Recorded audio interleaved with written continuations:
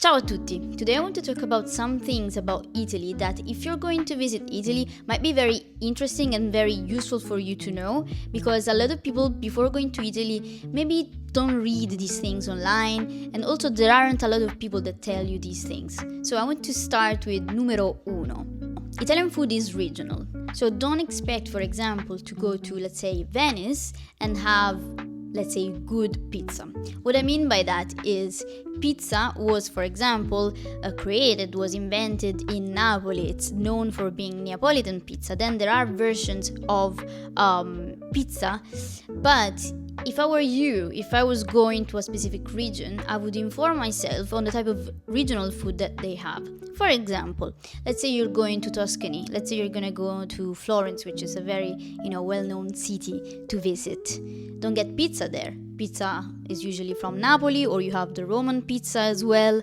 But in Florence, you should have, for example, la bistecca fiorentina, which is very known, or you should have la pappa al pomodoro, or you should try cantucci.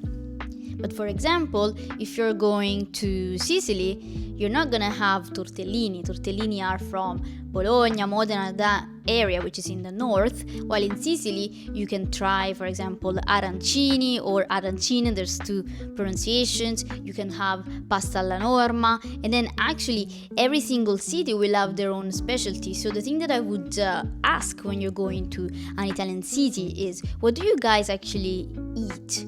Numero due, it's about il riposo, meaning this is not happening in big cities, but if you're going to a small town, a more remote town in Italy, at lunchtime we actually close our shops. So for example, if you're going to a shop at let's say 2 p.m, they might be closed, they might be home having their own lunch, and then they're gonna go back and probably reopen the shop at around, it can be 3 p.m, 4 p.m, some even open at 5 p.m.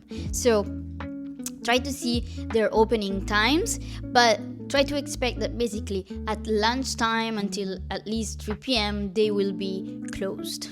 Numero 3 is when you book a hotel in a city, you're going to pay an extra tax, which is the Tassa di soggiorno, and sometimes hotels don't write it in the booking, or at least they say it once you are there already. It's a small amount, but it is amount to consider when you book a hotel in Italy.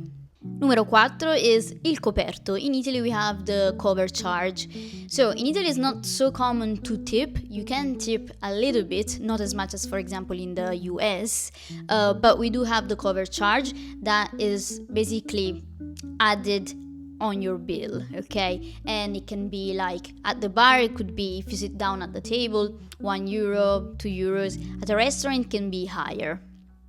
Numero 5 is public transport is very important in Italy, and a lot of Italians actually use public transport more than cars, especially in big cities. In small towns it's absolutely different, everyone has a car, but in big cities, trains are actually more convenient than renting a car. There are a lot of areas that are called ZTL, so you have to be careful, you might get a fine, or it's very difficult to find parking because Italian cities are generally pretty small, so there isn't a lot of parking. So getting a car could actually be way more stressful than going around, for example, with a metro, with a train, with a bus, or even with a bike. It's a better, more pleasant experience. But if you are traveling all over Italy and you're going to, let's say, small towns, or for example in areas where you do need a car, of course you have no choice.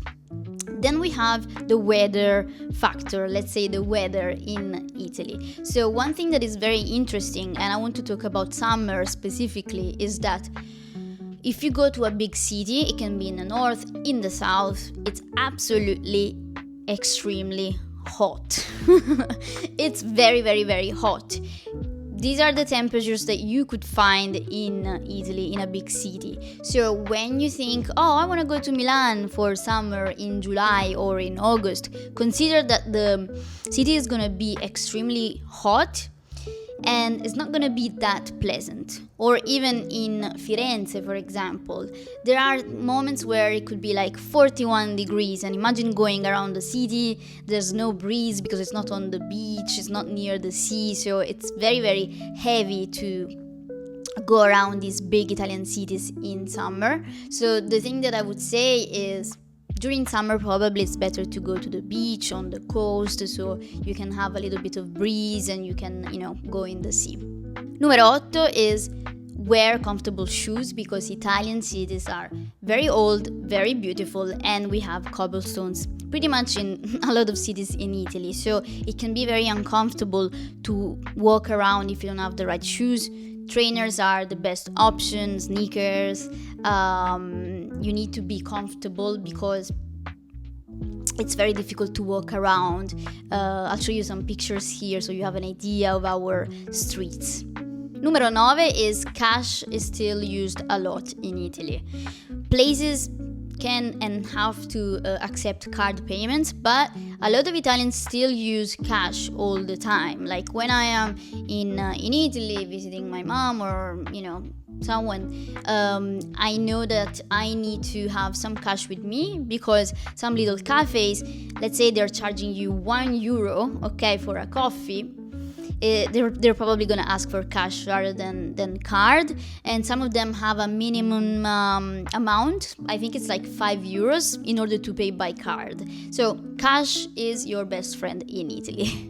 E numero 10, i pickpocket. Allora, so pickpockets are unfortunately very, very common in Italy, especially in big cities like Milano, Roma, Napoli, maybe Bologna, Palermo, all the big cities.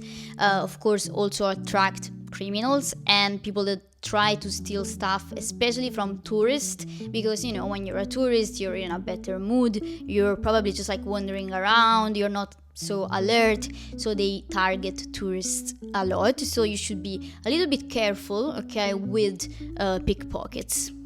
Bene, questo è tutto per oggi. Fammi sapere nei commenti se hai imparato qualcosa di nuovo. Ciao ciao!